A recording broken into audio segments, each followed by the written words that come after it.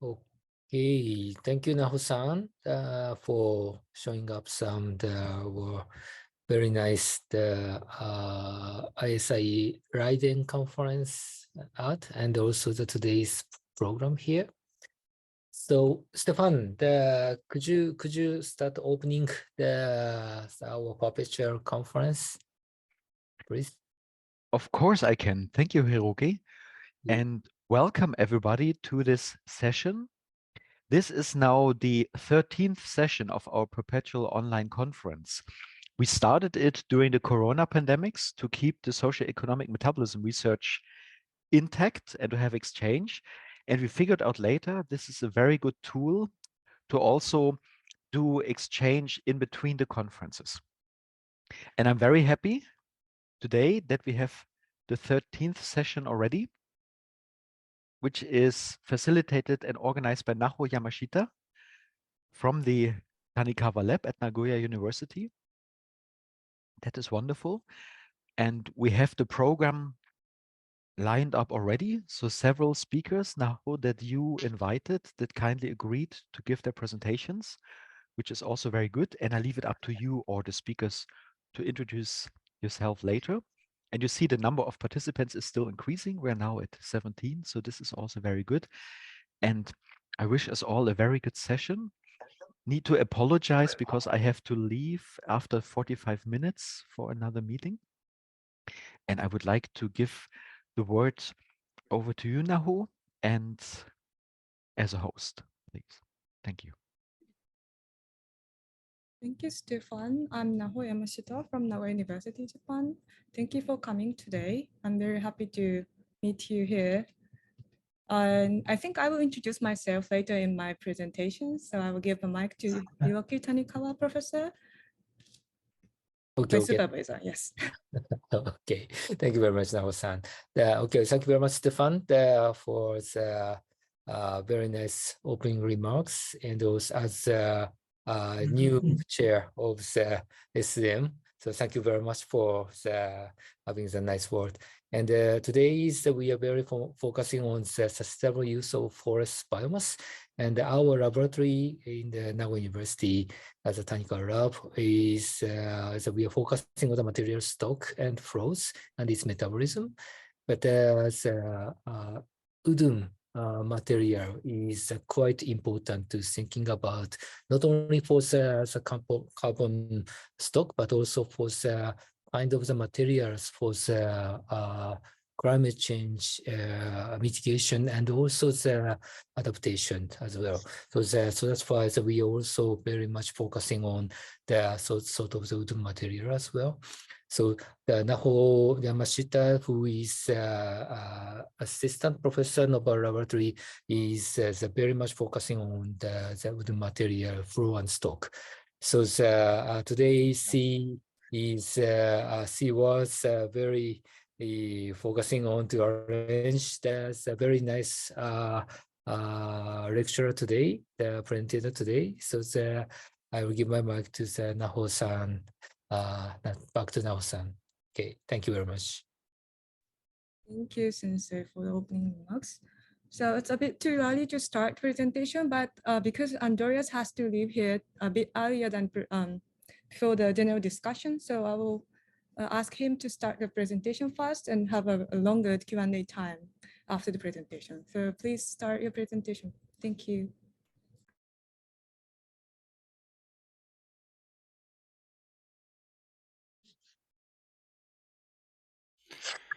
Okay. Hello, everybody. My name is Andreas Magal. I'm here at the Institute of Social Ecology, Vienna. Thanks very much for inviting me to this session. And I hope you can already see my presentation. Yes, thank you. Okay. So today I'm going to present to you some of the results and implications, but foremost of all, concepts and idea which we are addressing in a 5 years project here at the Institute, which is called HEFT, or this is an abbreviation for the hidden emissions of forest transition. It's led by Simon Gingrich. And when I talk about forest transitions, what we mean here is the change from deforestation to forest area expansion and or regrowth of biomass. To address this, we have done research for several country case studies and also for the global scale. So today I'm going to show some of the results from selected case studies.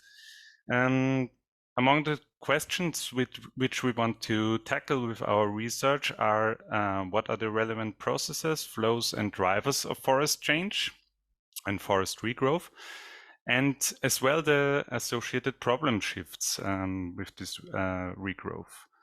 And additionally, we want to look at the potentials and limiting factors for decarbonization of the economy, and as well as forest-based climate change mitigation strategies. And for these questions, we apply a long-term systemic socio-ecological perspective on forest transitions. Now, first of all, I'm gonna start with a little bit of context and global trends connected to forests and in the context of climate change. And sorry, was there a question? Okay, so as you all know, healthy forest ecosystems provide many so-called ecosystem services or benefits, like they host a large amount of the world's biodiversity, they can sequester carbon from the atmosphere, and they provide for material, energy, and so on.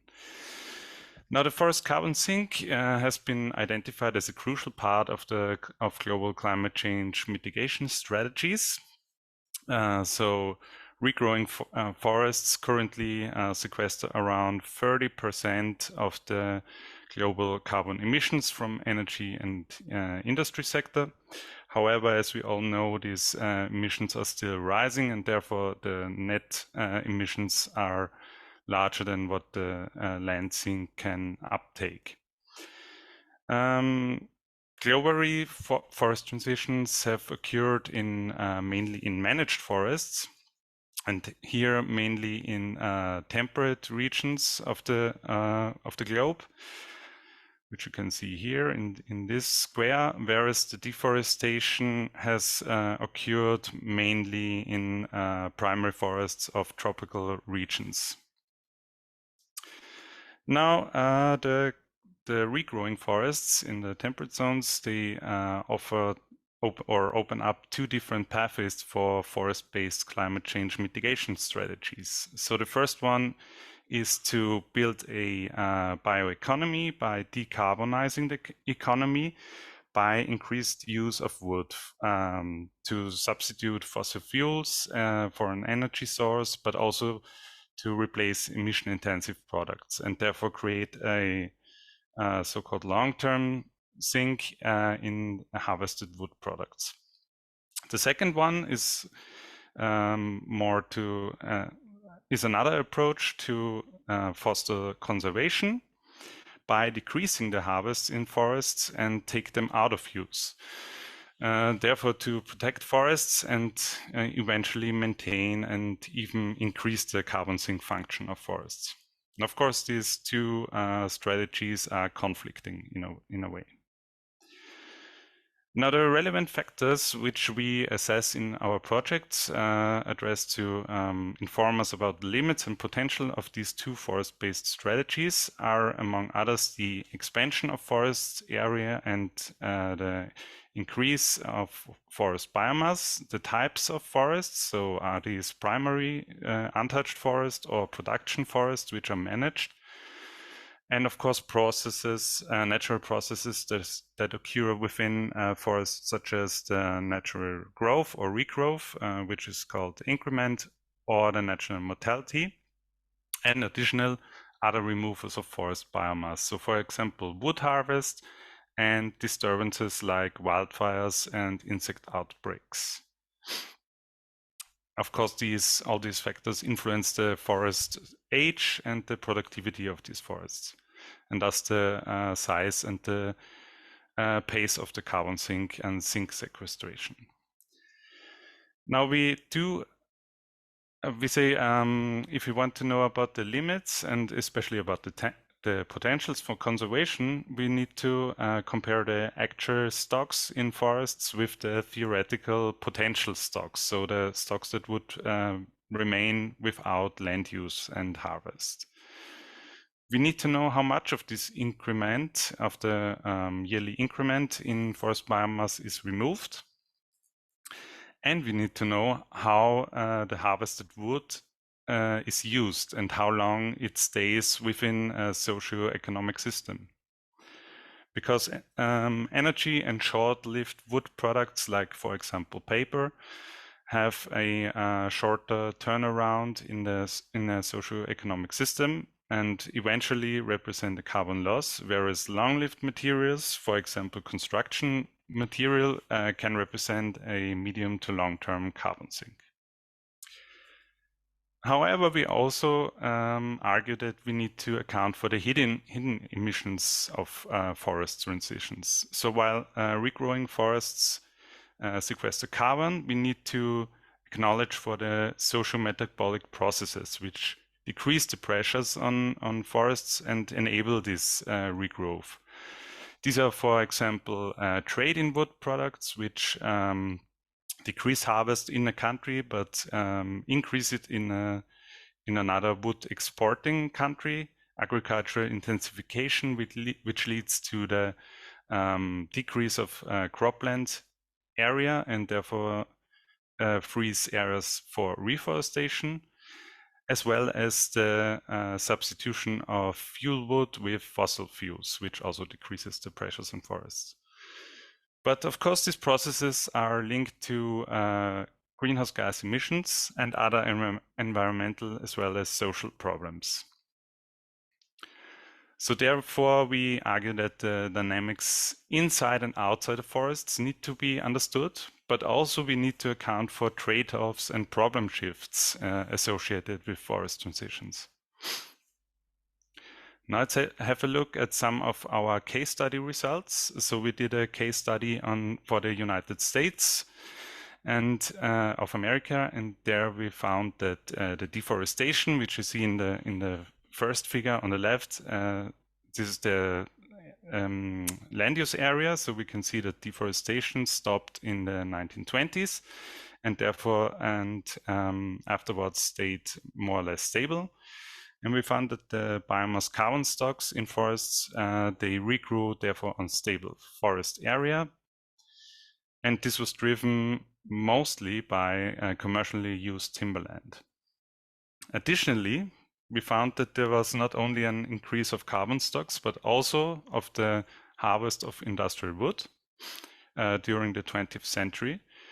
And by analyzing the composition of this harvest, we found that the industrial wood could be maintained and even increased during the 20th century because fuel wood and grazing on the contrary were decreasing throughout this century. And this was possible because this shift occurred because the biomass grazed in forests and also in pastures was increasingly replaced by agricultural crops for feed and harvested hay, and also the fuel wood, which represented around 90% of the total energy consumption in the US in the late 19th century, was increasingly replaced by fossil fuels and electricity, which enabled a large increase in the total final energy consumption of the country. And this all shows us that the forest regrowth in the US coincided with an increase in emission-intensive processes, and this therefore counteracted the biomass carbon sink. So this represents one of the problem shifts that is connected to forest transitions. Now, in a recent case study, we also compared the case of the US with the forest transitions in Austria and France. And there we found similar patterns. So there was also increasing carbon stocks despite a stable or even increasing harvest. In the case of Austria and France, this was driven by forest area expansion, but also in all three case studies, we found that biomass regrowth was driven by increased growth rates. And this can be caused either by the changes in forest management or environmental conditions. Additionally, substitution of fuel wood with fossil fuels happened in all three countries, whereas trade, or like the displacement of forest harvest in the home country, except in France, didn't play an very important role in the forest transition. And the same we found for agriculture intensification. Now, to put this in a more broader context, I have collected some of these indicators and potentials, indicators for potentials and limits for these three countries, but also on the global scale. So these are quite recent numbers. And as we can see, large shares of total forest area are already in use for wood production in the three case countries, but also on the global scale. We see that the forests sequester between 10 and 20% of the national carbon emissions by fossil fuels, which is not very much, as you can see. On the global scale, it's, as we have heard, 30%, but still there's a large potential. If we look at the actual carbon stocks compared to the total potential carbon stocks, we can see that without land use, forests in these countries would sequester around 30% more carbon, and even more in the US.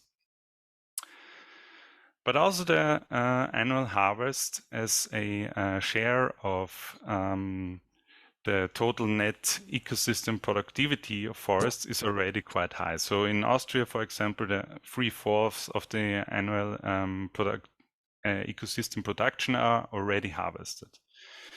And of these harvests, around half in Austria is already used for as fuel wood, and is therefore immediately emitted to the atmosphere, whereas another 65% of the remaining harvested wood products represent short living wood products, such as paper, for example. These levels are different on the other case studies, but still we can see that large amounts of the harvest are either burned or used as short-living wood products.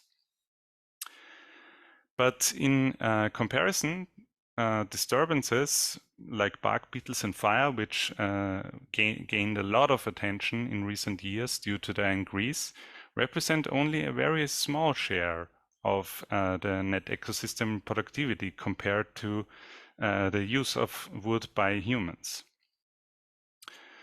So therefore, we conclude that the socio-metabolic drivers and processes, as well as the problem shifts connected to the forest transition and forest change, need to be considered in climate change mitigation strategies based on forests. We found similar forest transition patterns, but the mitigation potentials and also the potentials for biomass use diverge substantially among case studies. But in light of the current urgency of climate change mitigation, we argue that it is more important to remove carbon from the atmosphere than to substitute fossil fuels for energy use. So we argue that use should rather be extensified. There should be a shift to long-lived wood products instead of energy use. So energy use should be fueled rather by residues of the wood industry, and therefore to reduce harvest and enhance the biomass carbon sink in resilient forests. This is already an available mitigation and technology, if you will so, which is readily available and cost effective. So therefore, we argue that a paradigm shift is needed in forestry from the conventional approach to maximize wood production without causing emissions, where harvest represents the increment and therefore no harvest equals the increment, and to a more appropriate approach in terms of climate change mitigation, which is focused on limiting the production to be aligned with opportunity costs of carbon sinks foregone because of increasing harvests. And therefore, harvests would be lower than the increment, and thus increasing the sink. So with that, I'm finishing my presentation, and I thank you all for your attention. If you want to know more about this project, please visit our website. And if you want to know more about the studies I presented, you can always contact me at this email address. Thank you.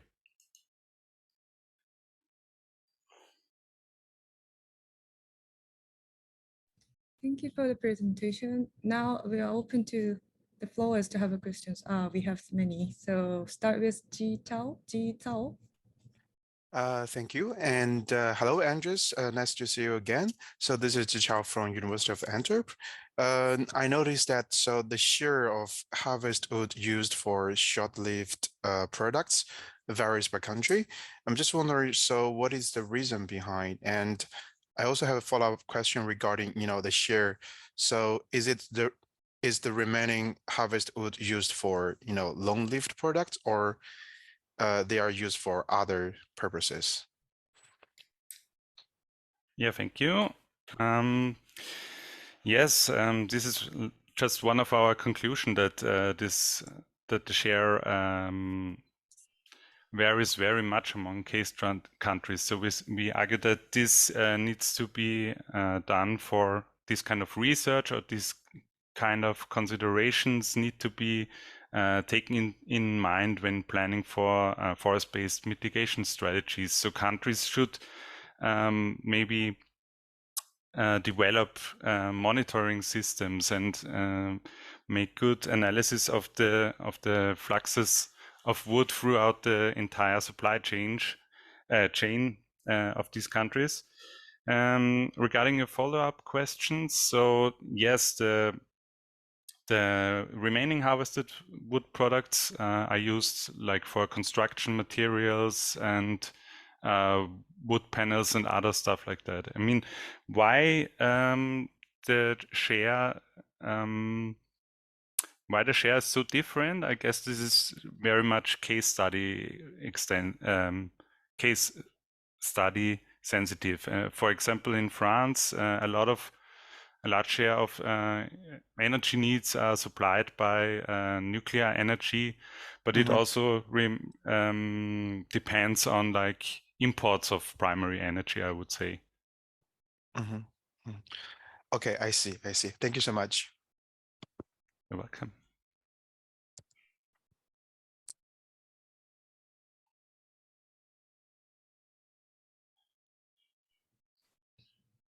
You can just turn on the mic and start the question. This is Stujin.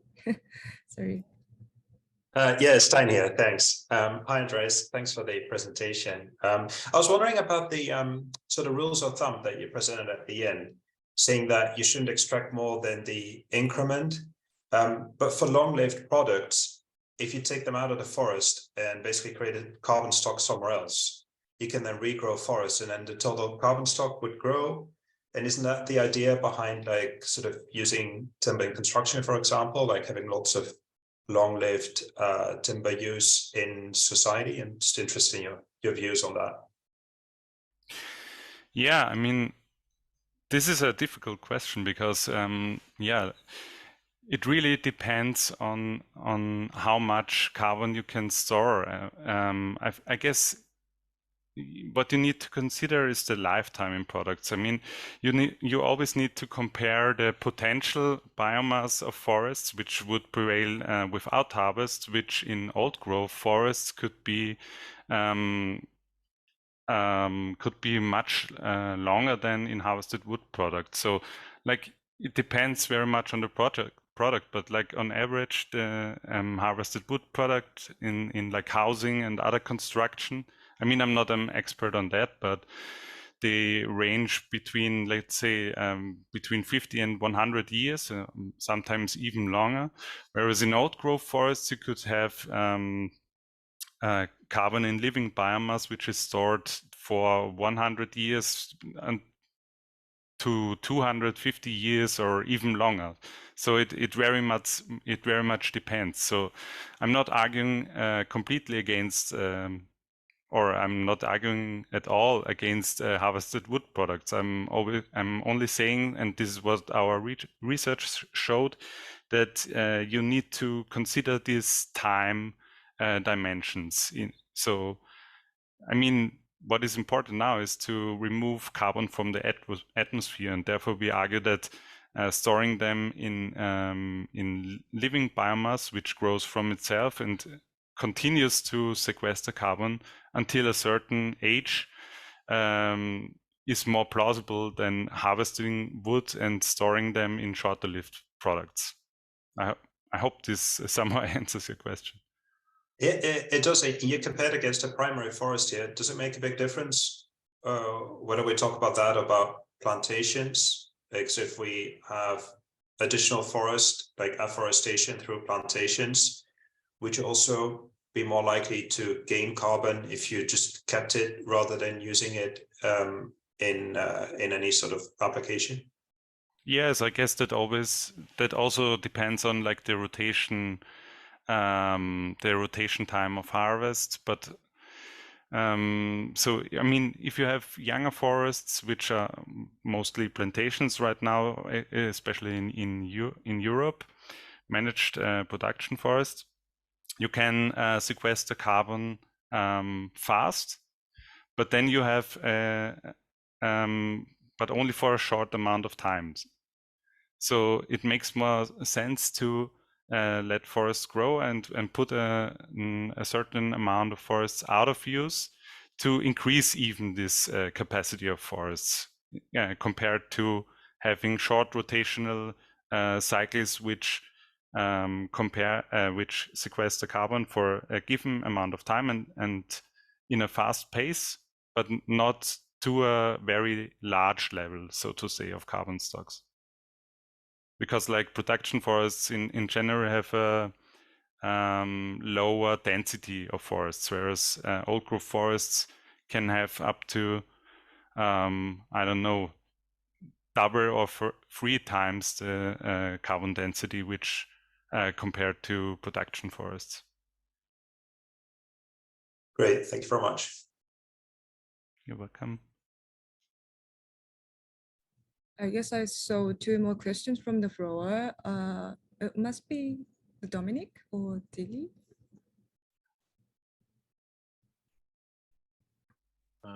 So I didn't ask a question. I didn't raise my hand. It was only applauding Andreas. I saw it in the beginning.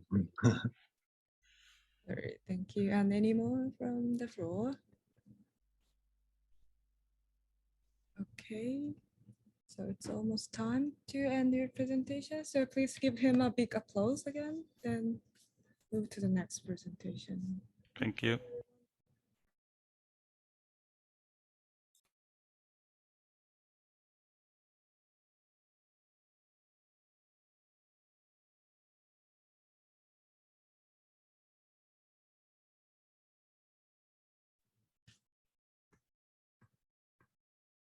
Can you see my screen? The presentation title. Now it's all good. Yes, we can see it all. Thank you. So I will start my presentation. Good evening, everyone. It's 8:30 p.m. in Japan. I'm Naho Yamashita from Nagoya University, Japan. Thank you for the opportunity. I'm very honored to be here to give you a presentation. Today, my topic is scenario analysis of carbon stock in forest and wooden houses.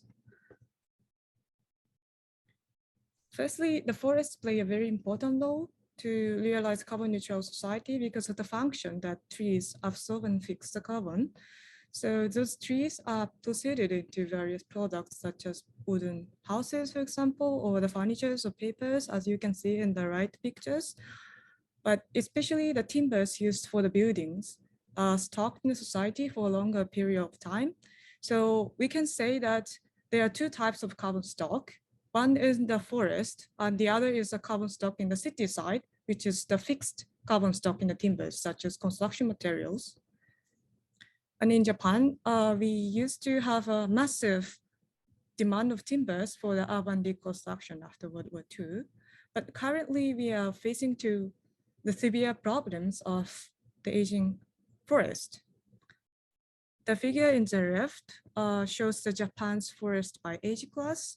By the way, age class means the 5 years interval of the tree's age. So it means we have a lot of trees over 50 years old currently. And this could be a big issue from the carbon neutral perspective, because the matured forests don't absorb carbon compared to the younger trees. So we like to utilize the timbers more, but how such use of timbers affected the forest side need to be further considered. In the previous studies, carbon stock estimated has been widely, carbon stock estimation has been widely conducted, performed, but most of the researchers focusing on the only one aspect, either of the carbon stock in forest side or the carbon stock in building, for example. So in this research, I tried to create a model which the demand of timber in city side, here only the wooden houses, but affected the supply from the forest. Then estimate the total amount of carbon stock in forest and wooden houses in future. This could be a very important attempt because the forests and cities are affected each other through the use of timber. And if we use too much timbers in city side, for example, we can have more carbon stock in city side, but in the forest side, carbon stock can be decreased. Or if we don't use the timbers at all in city side, maybe carbon stock in forest can be saturated. So this research aims to consider the connection between the forest and city and analyze the impact of timber use on overall carbon stock in the society. The estimation are conducted by following this research flow from the top to bottom and left to right. Roughly speaking, we start with the city side, then estimate the timber demand for the wooden houses.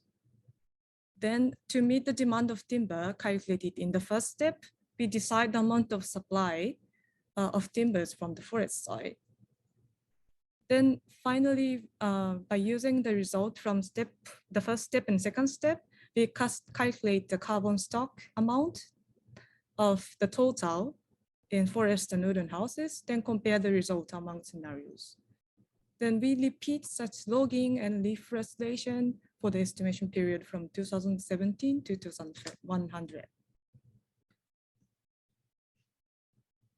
So I will explain a bit more about each steps. So we start with the scenarios of total floor area of wooden houses.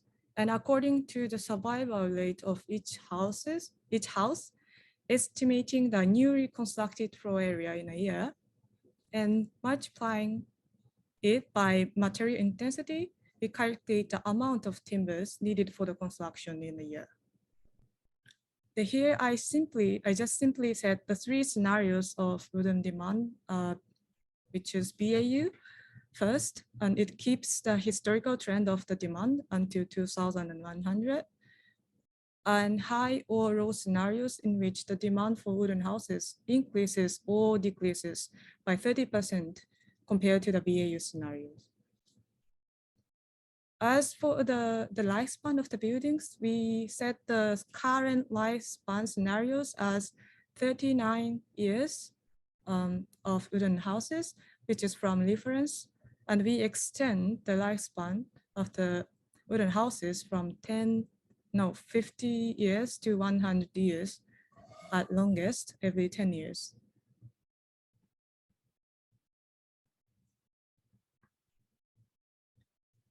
Then in the step 2, we estimate the area to be logged to meet the demand calculated in the step 1. We have several assumptions as well here, but I don't talk the details today. But in this study, we estimated the carbon stock left in the Japan's domestic forests. So we don't count the carbon stock in the forests outside Japan.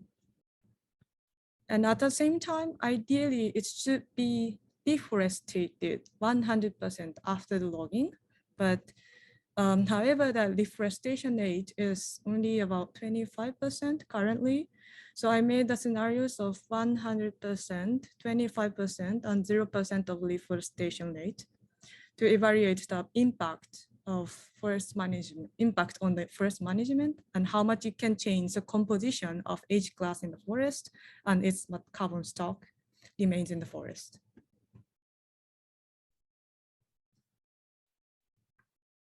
And finally, from the step 1 and step 2, we got a result of the timber volume of the timber demand and supply. So we converted to the carbon stock amount here by following those formulas and compare the total amount of carbon stock in wooden houses and forest among the scenarios.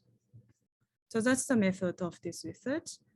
And here I moved to the results session.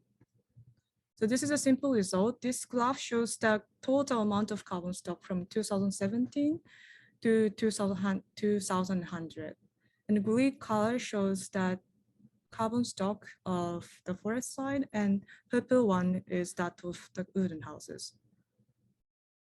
In total, it was found that in BAU CLS scenario, which is the BAU trend of the demand plus current lifespan of wooden houses, shows the 1.02 billion ton carbon in 2100. And in high, I highlighted in the red, green. So high LS 100, the red color, sorry.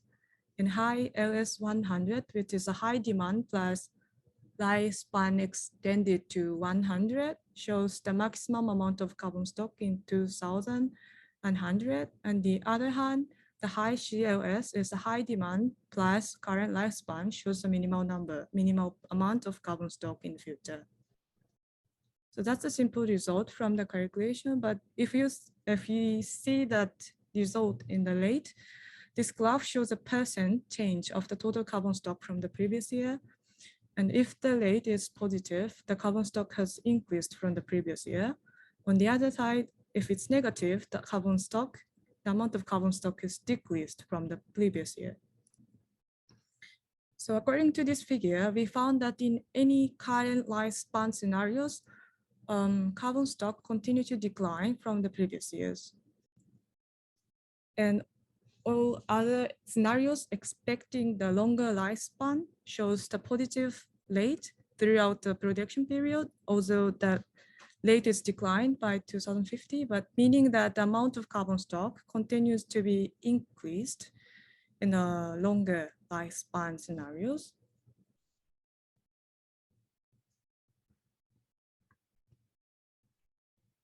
Then let's see the results separately in city side and forest side. Firstly, in this is a city side result, but as I mentioned in the method part, this study expects only 3 simple patterns of the demand of wooden houses. So of course, the amount of carbon stock in city will also simply depending on the scenario setting of the wooden house demand. But the demand of timber, the inflow of the timbers can be different depending on the lifespan setting. We set as like current lifespan and longer lifespans, as you can see in the bottom figures. So high CLS scenarios, that is a high demand plus current lifespan scenario, induce the largest amount of inflow during the production period. And on the other hand, the lifespan of extension scenarios where there is less turnover of houses, so the amount of timber required are decreased. Then what can be happen in the forest side? In the forest side, the low demand scenarios, such as low LS 100 scenario, show the lowest carbon no, largest carbon, of course, because there is no supply from the timbers, from the forest. But any CLS, current lifespan scenarios, resulted in a decreasing of the amount of carbon stock because it moves the timbers and its fixed carbon stock from the forest to the cities due to the higher demand in the city side.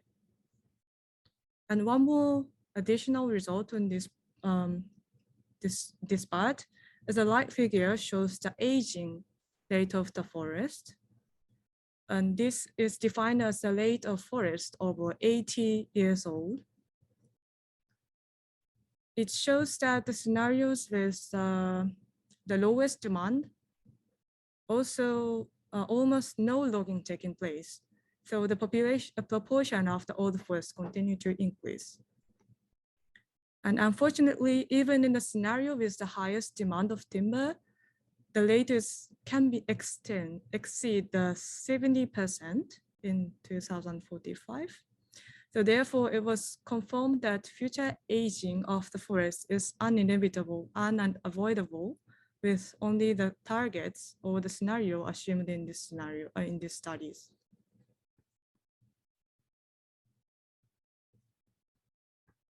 One more additional result of this study is the one in the right top shows the rate of carbon stock change by extending the lifespan of wooden houses by every 10 years. It seems true that as we extend the lifespan of the buildings, the amount of carbon stock can also increase. However, how can I say it became clear that the longer lifespan becomes the less the effect of increasing the carbon stock. And different from the different perspective, also in the forest side, it was found that total carbon stock in 2100 is expected to be about 31% less than the result assuming 100% deforestation without any deforestations. So for those results as well, in order to increase the total carbon stock in future, we need to consider more like multi-phased policies to not only relying on the one aspect of each of them. We need some combined perspective to improve the total carbon stock amount.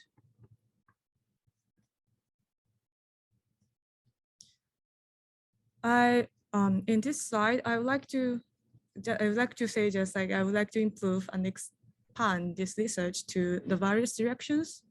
But in particular, I'm especially interested how to predict the demand of timber or wooden houses in future, because those are all defined by the multiple and unexpected factors.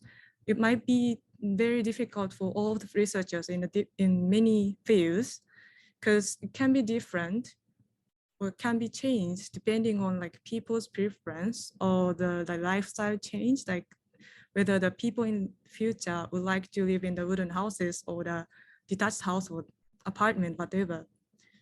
But at the same time, I think it could be interesting if we can,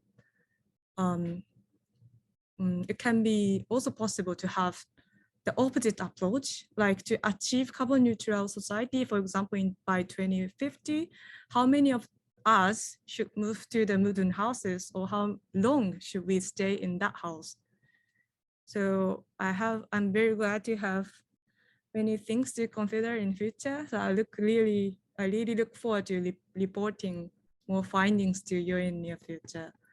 That's all from me. Thank you for listening.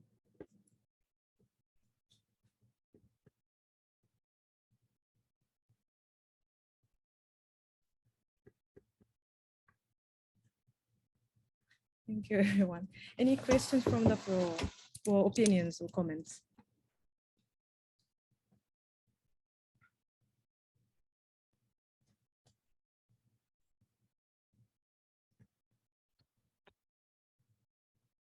Yes, please. Yes, if no one is asking question, maybe I can shoot a really minor question. So I noticed, so you mentioned that the Japanese population is moving toward,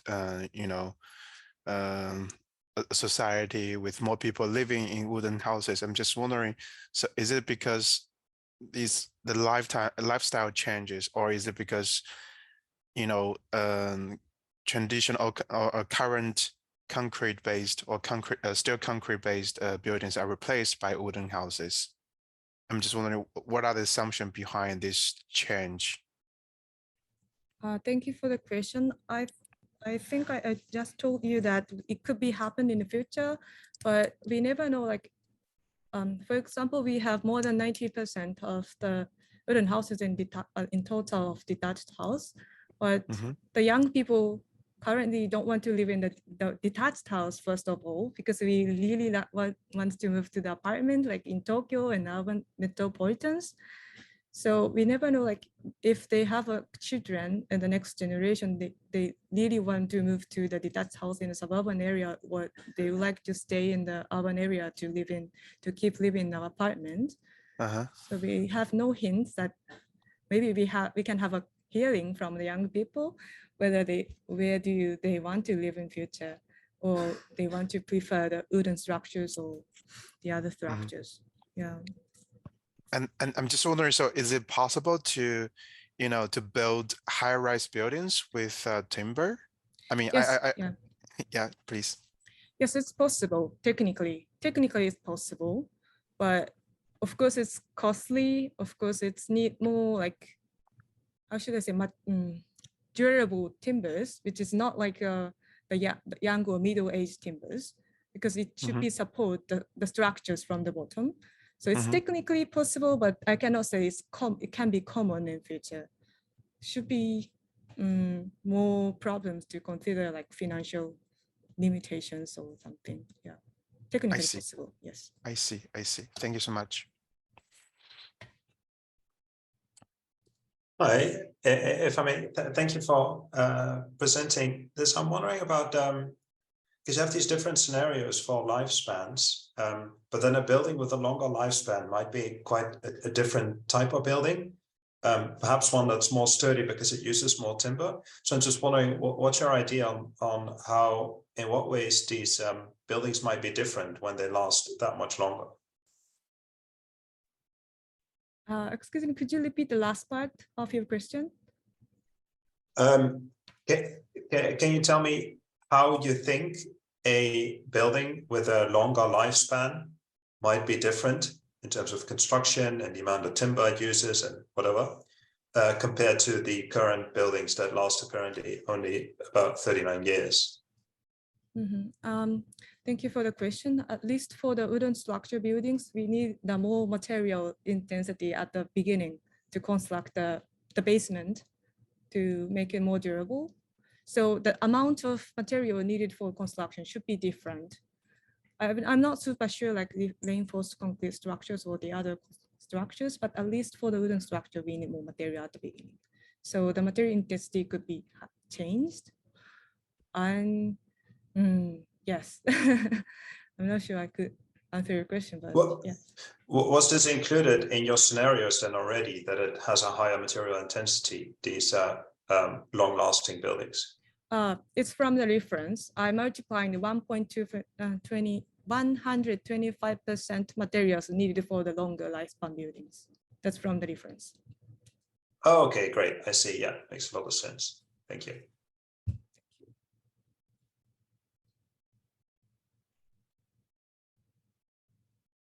Yes, please, Tisa. Yeah, hi. So this is following on a bit from Ji's question. And you were saying that kind of the future lifestyle choice would be if people wanted to move to more suburban houses, wooden houses, and that high-rise buildings, wooden high-rise buildings are quite difficult to construct. So do you think there is some interplay because in some ways having more dense, compact kind of high-rise buildings are more sustainable in terms of kind of transport energy use and things like that? So there's an interplay there between having the high-rise buildings and the kind of suburban design. So what do you think are the trade-offs between the different kind of city designs there? thank you for the question. That's very difficult to answer. Because if we have a like dense city, that means that we have to demolish the unused materials in the suburban area, and that needs energy, of course. And we have to deal with the waste from those demolitions. So, well, it's a bit difficult. And of course, we have to ask the people to move that area if we have a like more dense urban area. And oh, just a moment, please. It's okay. Well, and also the reason why I feel difficulty here is like it's a time of the transition in Japan because of the COVID-19. People start to work as remotely, like at home. It's the timing to change the lifestyle. So we cannot really say like after COVID-19 we back to the normal life, or they will start. We will keep this lifestyle with the post-COVID. So yeah, I cannot answer that question. I would like to ask you, honestly. Yeah. Okay, no, that's very interesting. Anyway, so yeah, thank you.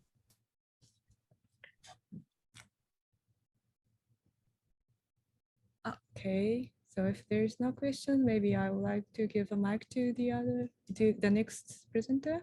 Thank you very much, everyone. Which I think is me. Hi, everyone.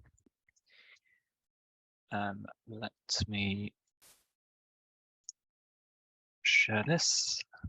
And could you just give me a note to say this is working okay? Right, so you should have... Yeah, yes. Yep. I can see it. The screen. Great. Okay, thanks. Well, to segue from the last bit of discussion, this is about a form of timber construction which is suited to high-rise, or at least cross-laminated timber is. So cross-laminated timber, CLT, is a relatively new type of construction that emerged from Austria and Germany in the 80s, and then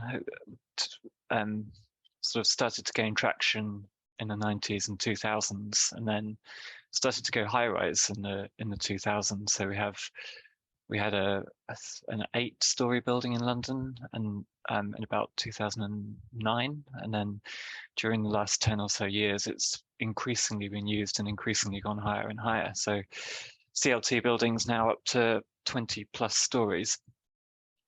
What I'm going to be talking about is making that product, CLT, but using secondary timber from demolition.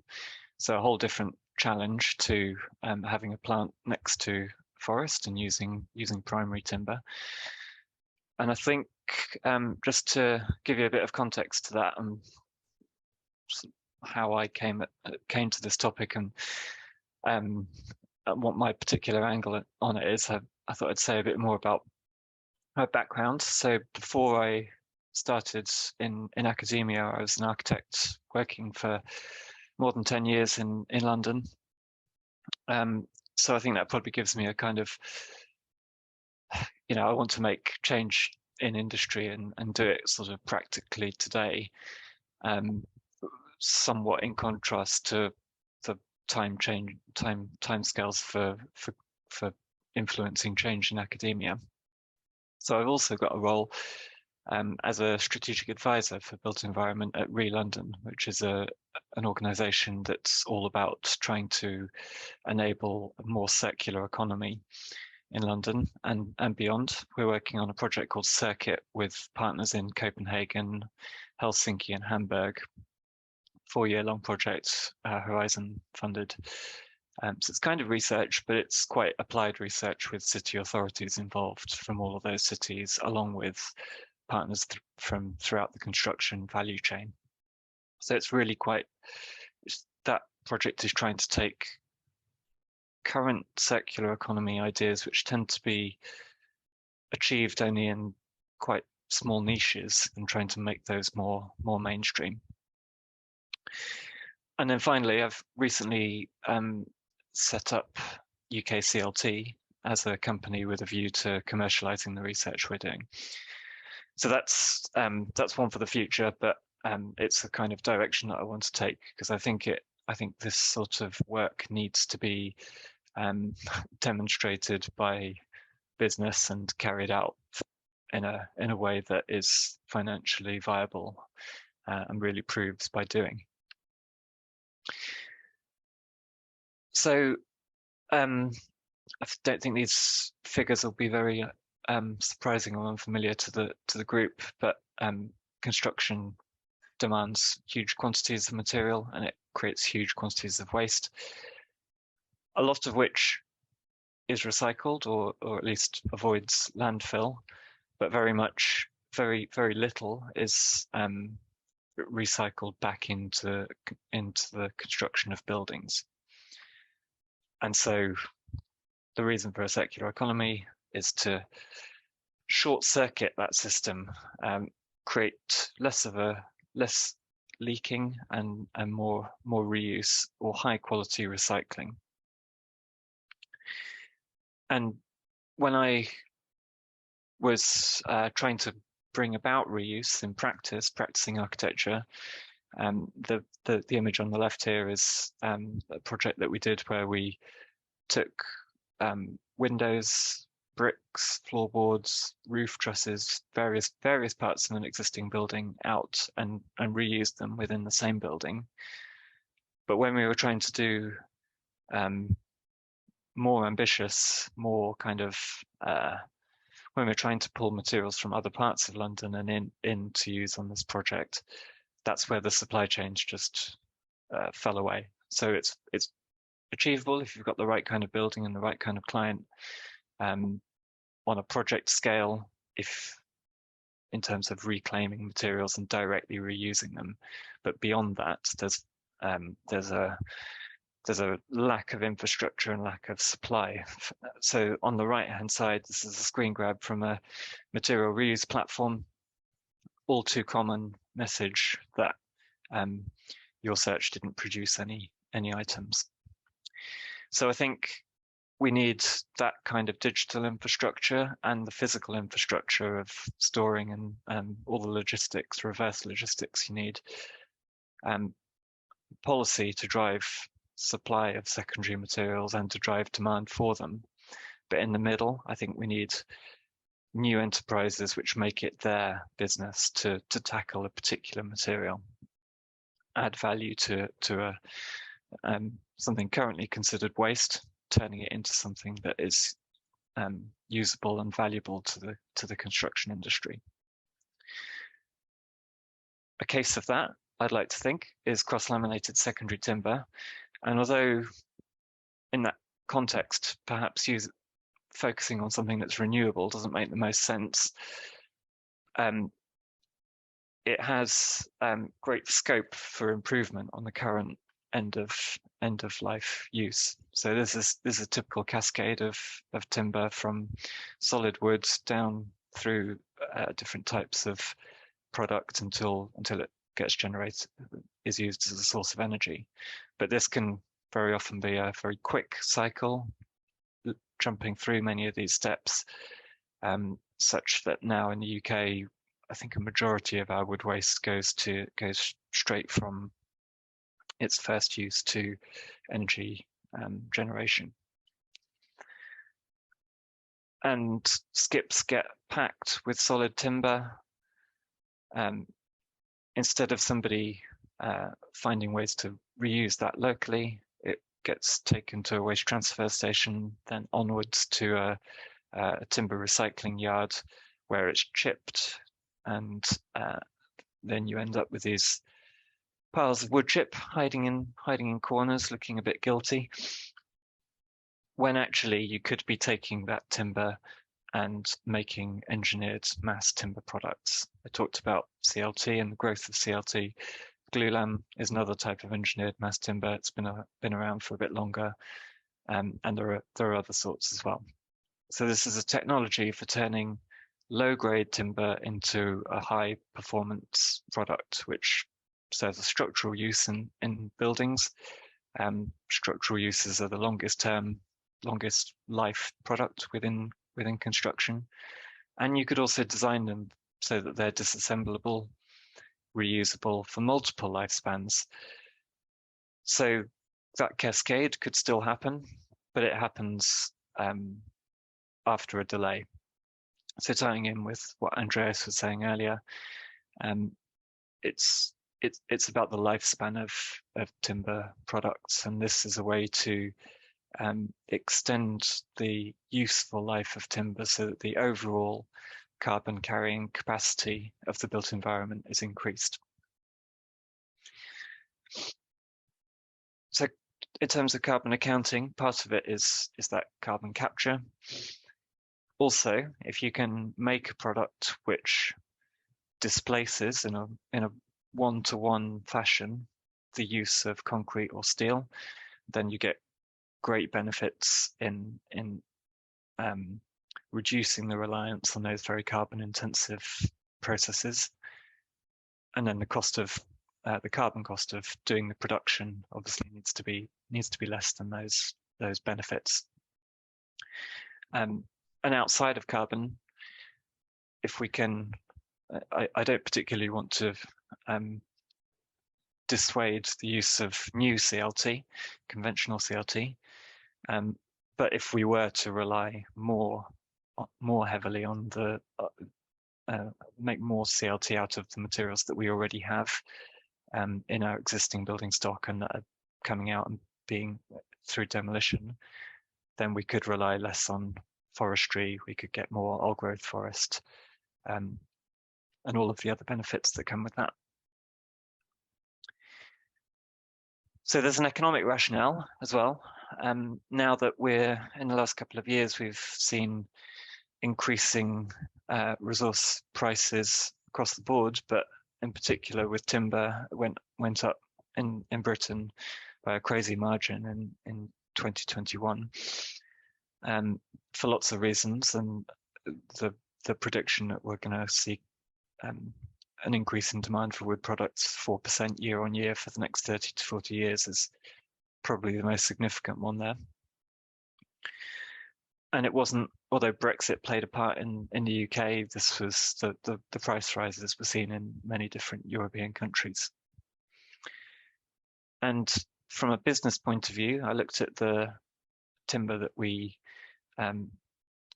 currently produce as from demolition. So there's about 4 million tons per year in the UK of all timber waste, of which about 2 million comes from construction demolition, 1 million from demolition.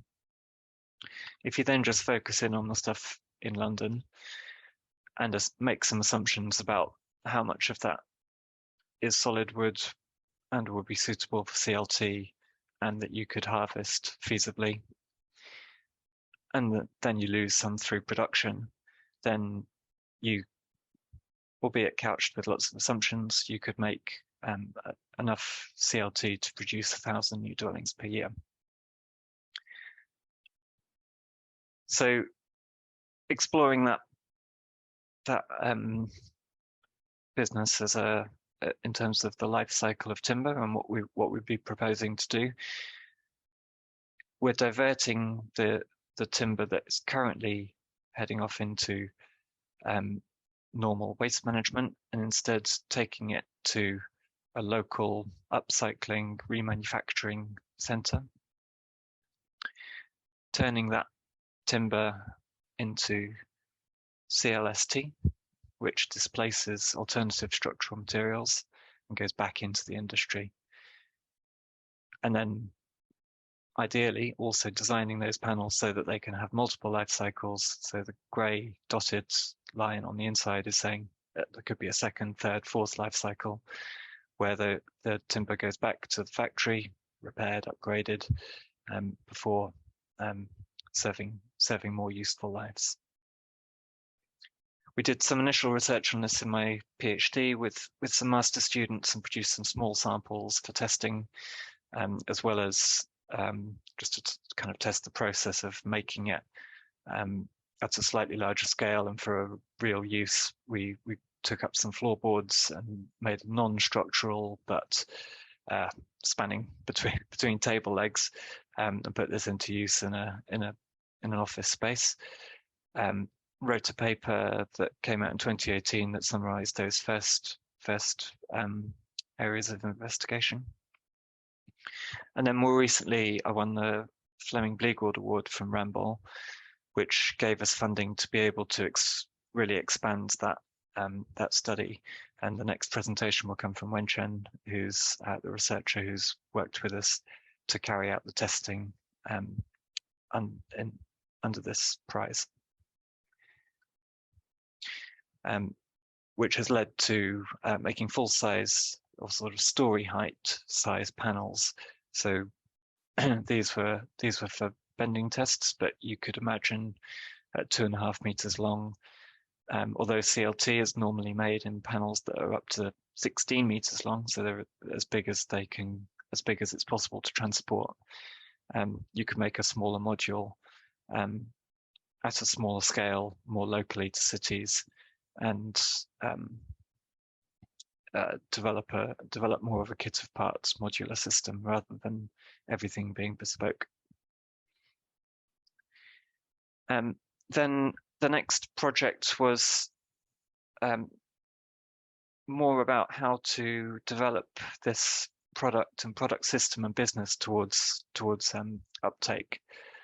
And for that, we took some of those CLT panels that I showed you to an industry exhibition.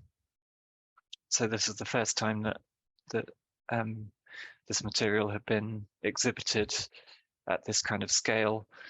And we launched the business at that stage, UK CLT, got the website live, and did lots of industry engagement, built up a really good network of supporters and potential collaborators.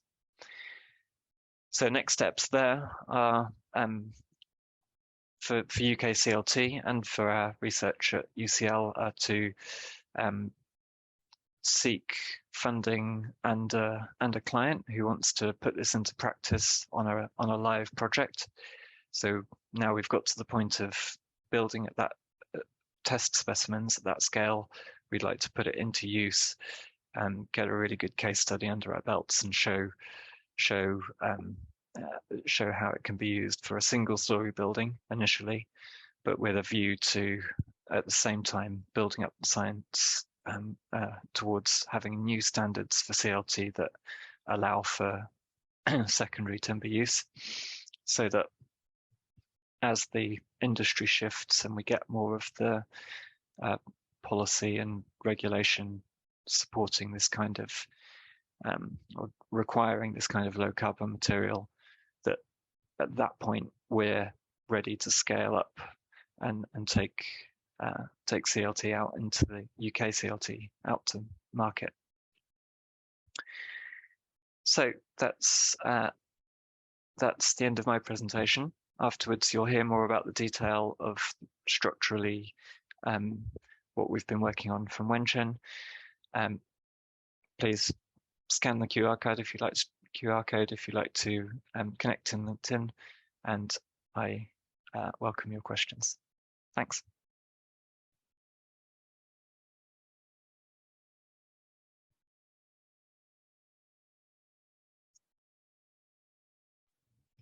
Thank you for the presentation. Any question from the floor?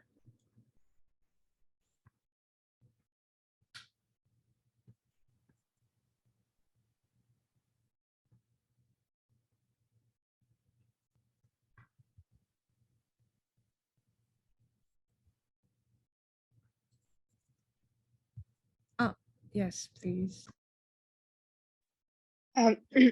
Yeah, hi. Thanks, Colin. That was a really interesting presentation. Yeah, this seems like a really, really interesting construction material. So I hope it is successful in the future. But I guess my main question is, what do you think are the biggest limitations for scale up? Just now you mentioned that policy and funding might be one kind of driver for getting this, getting CLT to be used more. Do you think there's also technical limitations for scaling up this process? I mean, there is a ceiling in terms of how much waste wood is produced and is usable, and exactly where that ceiling is, we still need to determine, because although I showed you some waste stats from the UK, we don't keep very good track of what that waste timber really is like. You know, we have some figures for how much of it is solid timber or how much is other types of wood product, but we don't have data on how much of it is structural strength graded in the first place. So then you've got a question of, well, if you were to use solid timber that wasn't strength graded in the first place, how far away from conventional CLT can you go before it's technically not performing? So our initial point, our starting point is to only use timber that was strength graded in the first place, so that at least we've got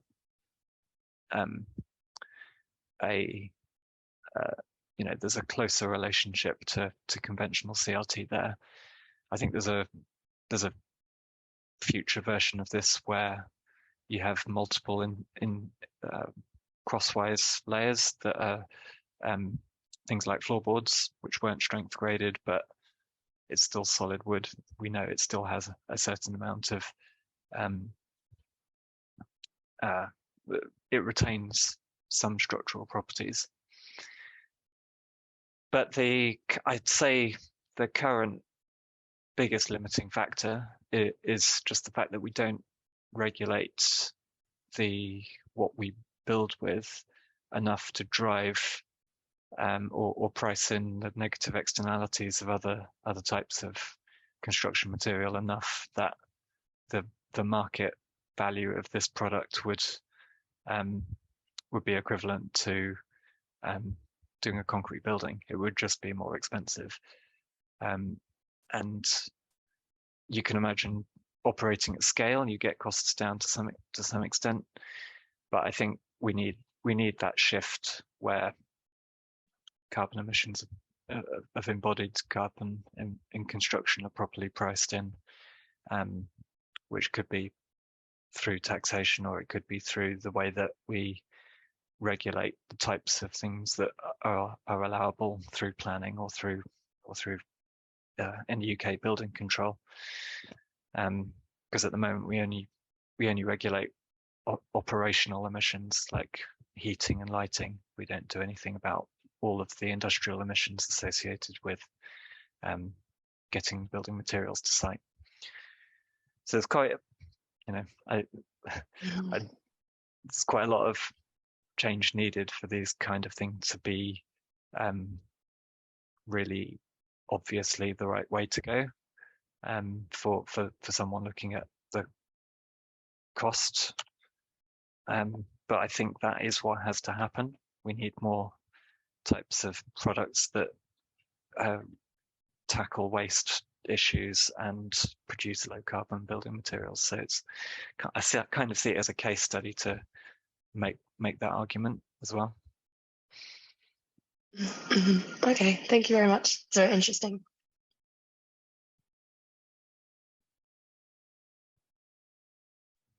Any other questions from the floor?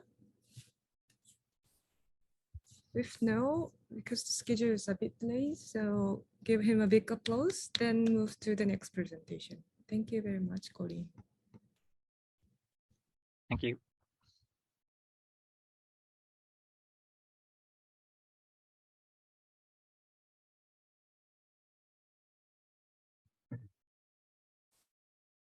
So should I start my presentation?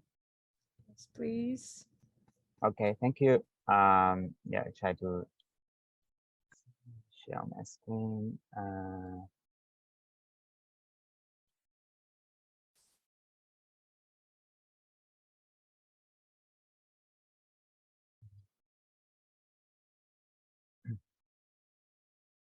Can you see my screen now? It's white. Yeah, yeah. Okay. Okay. Yeah. Hello everyone. good morning and good evening. Thank you very much for organizing this meeting and or conference. I'm so proud to be here. My name is Wen Chen, and I did my bachelor study and master study in China. And I started my timber research in Tongji University around 2014. And after that, I went to New Zealand and did my PhD there. My research background is more close to structural engineering. So today my presentation is more from the structure point of view. Today I would like to talk about the strength and stiffness assessment of secondary timber and cross-laminated secondary timber CRST, as Colin mentioned before. So a little bit, very brief background. As Colin mentioned, UK does not own abundant forest resources like Germany and Austria. In addition, COVID and Brexit increased the timber imported price. During the lockdown, the demand for wood products increased significantly. In addition, the demand is expected to rise by like 4% a year for the next 30 to 40 years. So all these factors will result in the timber shortage issue in the UK. On the other hand, a lot of timber from private home refurbishment and demolition sites go into skips and landfill. So that's the reason we are thinking solutions to use secondary timber to complement the shortage issue of new timber. Specifically from structural point of view, some recycled timber from aged houses has great structural capacity, but a lot of members, as you can see here, a lot of members are in a very good quality, very dense and strong. However, they can twist terribly and not meet the tolerance requirement from standards like European standard EN 336 that require you like specific tolerance requirement, and secondary timber cannot meet the requirement directly because of the twist deformation. In addition, recycled timber pieces are often shorter due to the cutting during the demolition. Of this lead to a fact that recycled timber is more suitable to use in engineering wood products instead of direct use.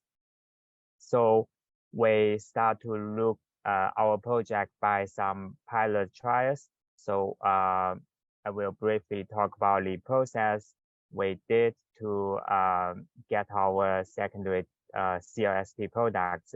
So at the beginning of this project, we collected wood from different construction sites, and then we remove the metal fixing contaminants in it, like nails, screws, and bolts. Then we went through an industry metal detector to ensure that the secondary timber is clear of any metal contaminants, because if the metal is still in it, when we machine them, it can damage the blade and cause significant delay and the repair cost. After the denailing process, we use some acoustic methods such as the longitudinal vibration test to obtain the dynamic modulus of elasticity, because we believe that the DMOE is a good representative parameter for the static MOE. This is something we will try to verify later. After that, we machine timber into consistent regular sizes. Furthermore, we jointed short pieces of secondary timber into long enough pieces for the outer layer of our panels. Finally, we use adhesive to glue each layer together and press the panels. So here is the panels we made at first trial. So from the practical way, we did see the possibility and feasibility to make CRST from secondary timber. However, there are a few questions to be answered. First one is there a way to predict the structural properties of secondary timber because we don't know their history and we don't know the region. We're even not quite sure about the timber species. If we want to use them as a structural products, we need to get some confidence about their structural properties before we make them into engineering wood products. So the first thing we try to do is to try to verify the acoustic test method because it's an economical way. So here we use the longitudinal vibration test. We measure the frequency of the wave through the timber, and then we use this equation to calculate the dynamic modulus of elasticity, DMOE. And then we conducted 4-point bending test to obtain the static MOE and the modulus of rupture, MOR, of the specimens until loading to failure in UCL's Advanced Structural Lab. Through this way, we can know their static MOE and compare with the DMOE to see if the dynamic MOE can be used to predict the static MOE and then to predict the stiffness of secondary timber. Also, we are looking at if the stiffness indicator like the dynamic MOE can be used to predict the strength like the MOR. So we collected different cross-section sizes of secondary timber.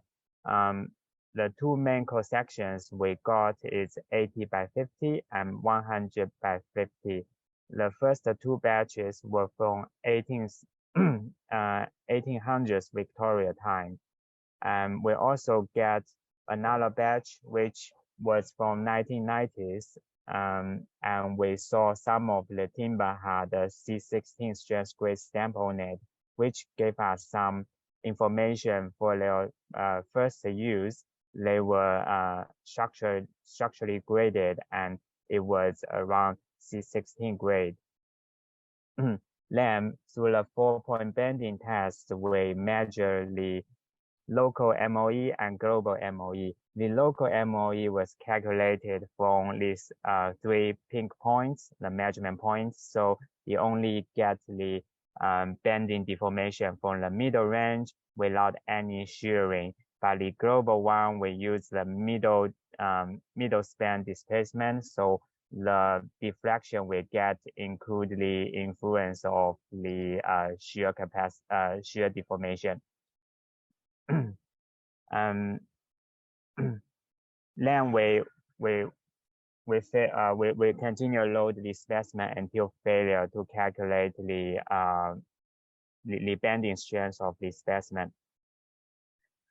We measure the same specimen for multiple times, and we find out that the local MOE was not very stable for secondary timber. The main reason was because of the significant twisting and torsion deformation, which can cause a lot of gaps at the support or at the loading point. So it always deform differently from different loadings. So especially at this very small range of the measurement, the specimen is quite sensitive to the deformation. So at last, we decided to use the global MOE to present our results. In addition, I would like to highlight some important measurements for testing of secondary timber when compared to primary timber, because we do see more cupping deformation and twisting deformation. So it's more important to measure multiple position at the middle span and at the steel plate to decrease the indentification deformation. Through our bending tests, we see all specimens failed in bending between the 2 loading points. The majority of the specimens failed on the tension side, but we also see two specimens failed on the compression side due to the rot at the lower load level. This type of rotted pieces are usually rejected through the visual checks before machining, so these two specimens were excluded from our analysis. When compared with the first two batches with at the same age but slightly different cross-sections, we did not see a significant difference. So we think that the dimension, we can combine similar dimension of secondary timber to do the structural property assessment, which is promising because usually from one source like one residential house, we wouldn't be able to get enough material to make the CLST panels we want. If there is a possibility for us to combine similar dimensions of secondary timber together, then we are more confident that we can get enough materials for our project. And we also look at the difference between the 1800s pieces and with the 1990s. We also did not see a major difference between them. So I think as long as those timber are in indoor use and without experience a very high magnitude load using as a roof or purlin, usually the strength and stiffness wouldn't experience a significant degradation through the aging. So the load of duration won't kick in as a major effect. So this is another good point we can get from this comparison, because then one of the main concern we have is the aging effect. If like very old timber could degrade significantly. So if like 150 years old timber could still have similar property with like 30 years old timber, there is a higher possibility for us to use secondary timber. So we combine all batches results together and try to compare their dynamic MOE, DMOE, and the static MOE and SMOE. As you can see here, they did see a pretty good relationship here. And if we look at the strength standard like EN 336, we see that the characteristic mean static MOE is closer to the C14 grade. If we look at the bending strength and the DMOE, we see a much less variance, but the characteristic strength value is 15 MPa, which is still higher than the C14 grade. And therefore, although I think the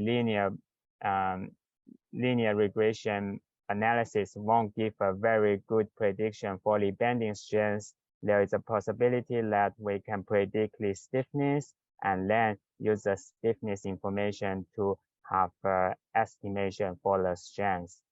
But if we look at the density for our timber is 333, which it's equivalent to C27 or higher, and therefore the density of the timber is a less representative value indicator for the structural properties.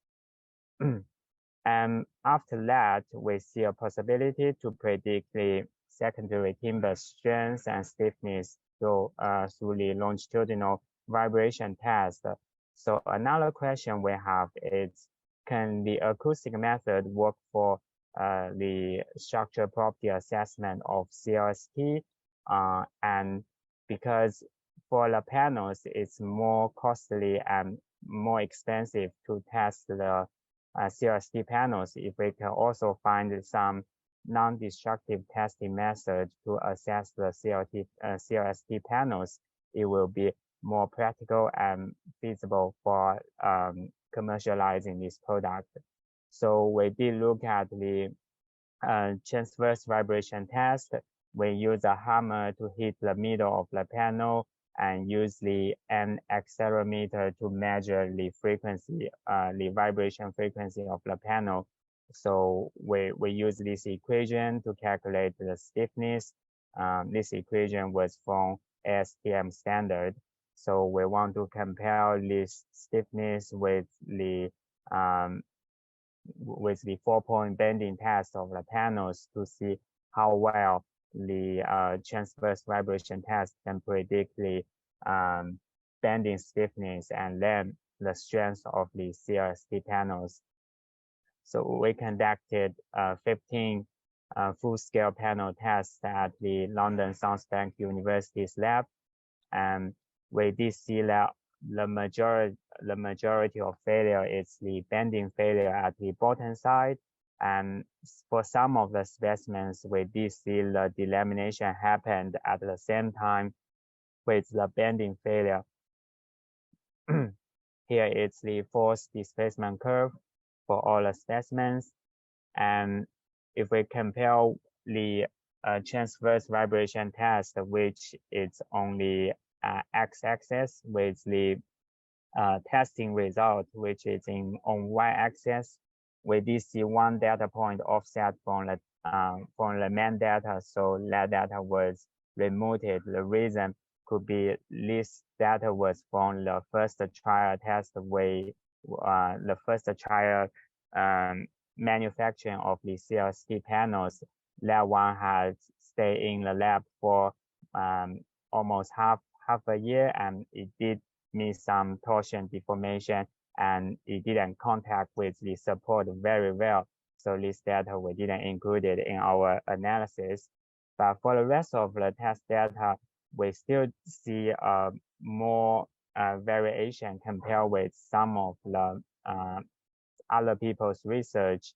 So we did see a possibility to use the transverse vibration method to predict the stiffness of the CRST panels, but the accuracy was not very good. The R square is only 0.4 compared to past research, which they can reach to 0.85. We think the main reason could be past research didn't include the finger joints, but for our specimens, we include some finger joints in it, and which could have some influence on the accuracy of the transverse vibration test. So in terms of that, I also measure every pieces of the secondary timber to get their longitudinal vibration frequency before they are glued together, and we get the average DMOE of each longitudinal panel and try to compare compare the average DMOE of all the longitudinal layers with the static MOE of CRST panels. As you can see here, if we use that value, the accuracy improved quite a lot. So we can use the longitudinal TMOE through previous test for every piece of timber to estimate the bending stiffness of the CRST panel, which is quite straightforward because if we want to use a secondary timber, we need to include this non-acoustic test method for the timber pieces. And if we can predict the structural properties from the components, then we don't need to add another facility to measure the transverse vibration frequency. So if we look at the testing results, the top table is the test result for the secondary timber, and the bottom one is for the CRST. As you can see, by using the secondary timber in the engineering wood products, the COV decreased significantly. For the stiffness, it decreased from 22% to 13%, and for the strength, they decreased from 46% to 17%, which is the benefit of the homogenization effect from laminating products. So if we can imagine, if we collect more secondary timber from different sizes, we will expect higher variation. If we use them directly, we have to reduce the strength significantly as a penalty. If we can use them as the engineering wood products, which can reduce this the strength reduction, makes them eligible for structural products. And if we look at the test results, we get the characteristic MOE and the bending strength. In the Europe, we don't have the strength grade for CLT panels yet, so I refer the US standard. Our products can meet the requirement for E3 grade in the US CLT standard. So the CLST has a great potential to be used as structural products in our construction industry. Last, because the testing is not exhaustible and also is quite expensive to conduct the testing, we would like to see if it's possible we can use some analytical model to predict the stiffness and the strength. Two models we are looking at here, both of them are in the Canadian CLT handbook, so it's quite familiar for most of the practical engineers. The first one is the gamma method, which only consider the benefits of the longitudinal layers and consider the transverse layer as a bonding for the top and bottom layer. So here they only consider partial benefits of the transverse layer. But for the second method is the shear analog method, which consider the contribution of every layers. And we also look at the bending strength from these two methods. We are mainly looking at the bending strength of the outer layer. We use the bending strength of the outer layer to calculate the moment capacity of the panels. And one thing I mentioned before is the homogenization effect for engineering wood products, which can help to increase the bending strength and reduce the variation. So for this bending strength, we can use the strength of the secondary timber directly, but some research before saying that we can consider the positive effect from the homogenization. So we can have some factor to increase our bending strength further.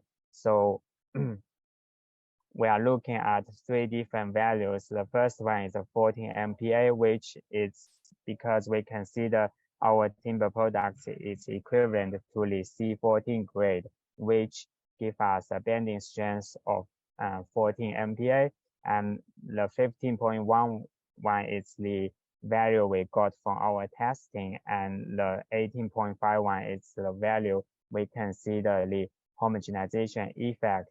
As you can see here, for the stiffness, the shear analog method provide a better prediction compared to the gamma method, because it includes all the contribution from every layers.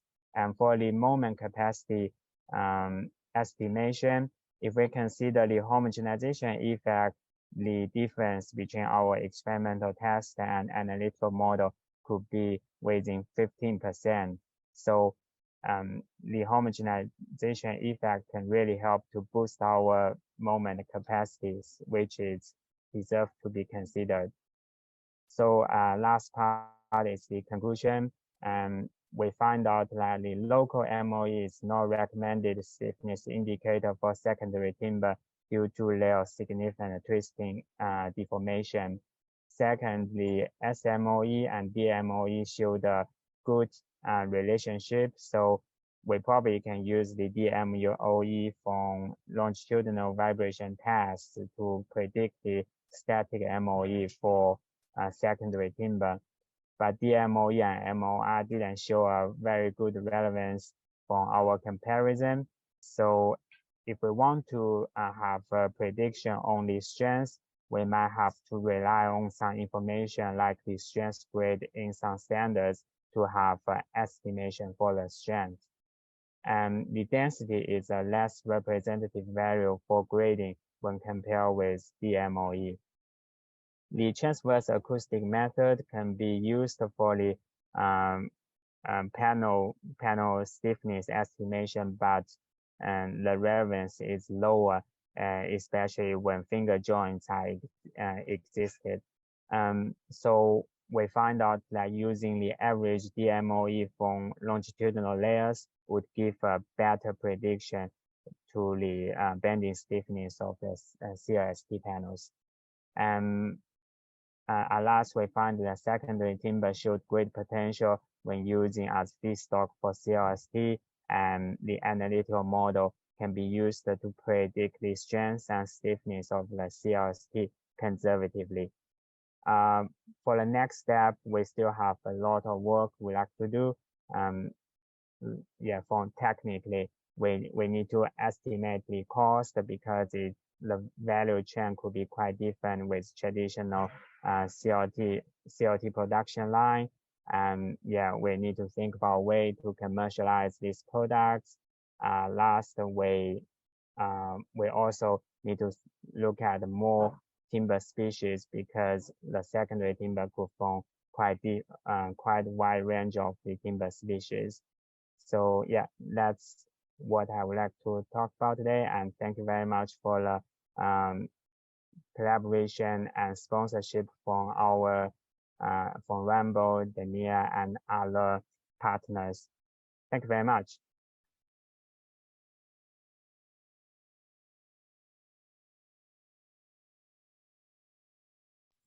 Thank you, Wenchen.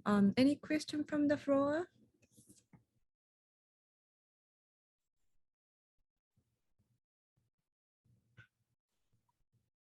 If there's no, I will give you one question. In page 41, you showed several types of species. And I'm sorry if I missed to hear your explanation, but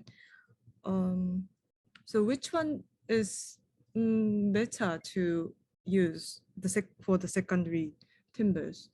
Or do you have, Go ahead. No, I was just wondering, like, do you care about the species in terms of like the structural properties? That's a very good question.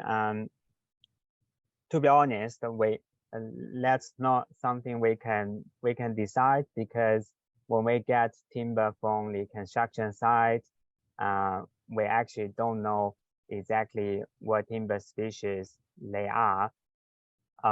Some of them we can get some good information because like the batch we got from 1990s hotel, they have the structural stamp on it. So we know they are radiata pine from Chile. And so because UK doesn't own abundant forest, so in the I think in before we imported a lot of different timber species to the UK. So right now we're mainly looking at the softwood species, and we look at the pine, and some of them could be Douglas fir, and we use them mixedly. So we can't draw a solid conclusion like which species is better than the other one. And as far as I know, there are a lot of research right now ongoing around UK to look at the local timber species, like some UK local timber species. So we can borrow some conclusions from them to see if like UK local species have equivalent or even like better structural properties compared to those imported timber species. Thank you. Thank you. Any other questions from the floor? If not, thank you very much, Wenchen, for the presentation. Thank you. Thank you. So, thank you, everyone. we've done all presentations, and according to the schedule, we are expected to close the general discussion now.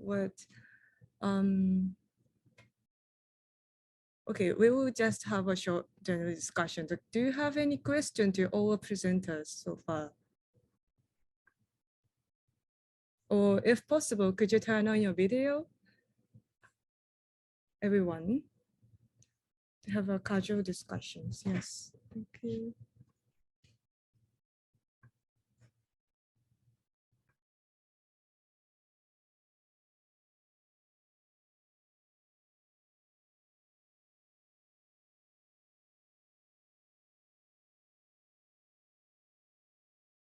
Everyone is so quiet. The reason why I asked to those presenters, because I would like to know the situation in all over the world, because Japan is quite specific. We have a lot of wooden houses, and maybe the species are also different. As the Vincent said, in our countries, the cedars, cypress are the main forest, but it can be used for the construction materials, but not for like furniture, the gorgeous furnitures. We import many timbers from foreign countries to make other expensive furnitures. So I really would like to know the situation in foreign countries. So before closing this session, if there is no questions, I'd like to have a question from all presenters, just a quick comment from each of them. Firstly, from Colleen, could you please?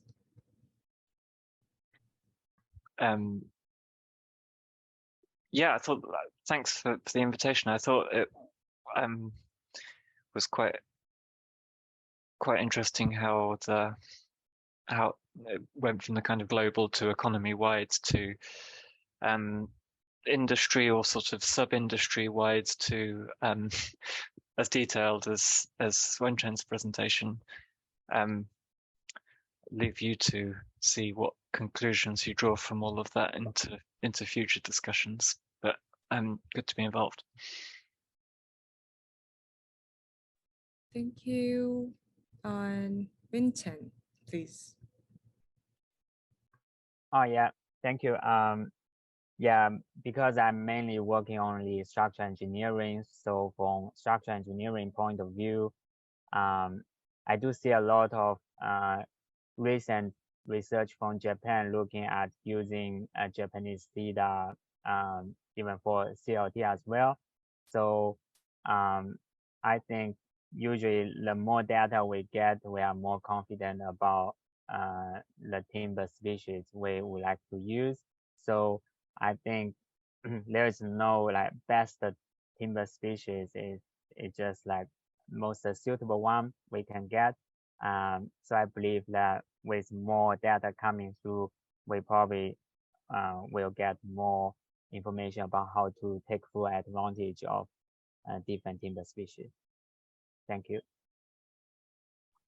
Thank you, Wenchen. Okay. Is there anyone who wants to give a comment? Or if not, I will just, I would like to share the information for the ISI conference a little bit. Can you see my screen? So this is a part of ISIE, or can I ask Tanikawa to explain about this conference? I think he knows more about it. Before I'm talking about the ORISA conference, I hope to maybe you could notice about my background. That could you turn off the screen sharing now, Sam, please? Yes. Maybe you can see the two big the wooden structure that is Horyuji Temple in Japan, which is built in 607 AC. So that means over 1,000 years. That is one of the oldest wooden building in Japan. That means, you know, the wooden structures have some lot of potential. It's not only 100 years and 200 years, but that is over 1,000 years we can keep using, and we can keep storage the carbon inside our society.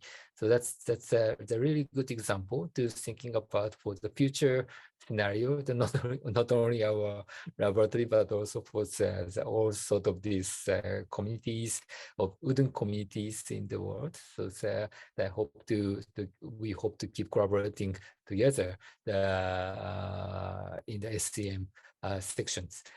And okay, so Naho-san, thank you. And please turn on the screen sharing as to the writing conference. The writing conference is now it's now open for the abstract submission, but now the extent the deadline of the submission. So I hope you to submit your abstract and hope to see you in writing in July. So that's the one of the message from the headquarters of ISAE. So hope to see hope to check this website, please. Okay, that's all from me. Now-san, thank you very much for the chance. Okay, thank you very much, Professor Tanikawa. So now we will close this session. Thank you very much for coming today, everyone, and hope to see you soon in ISI conference, hopefully. Thank you very much, everyone. Thank you. Thank you. Thank you. Thank you, everyone. Bye. Bye.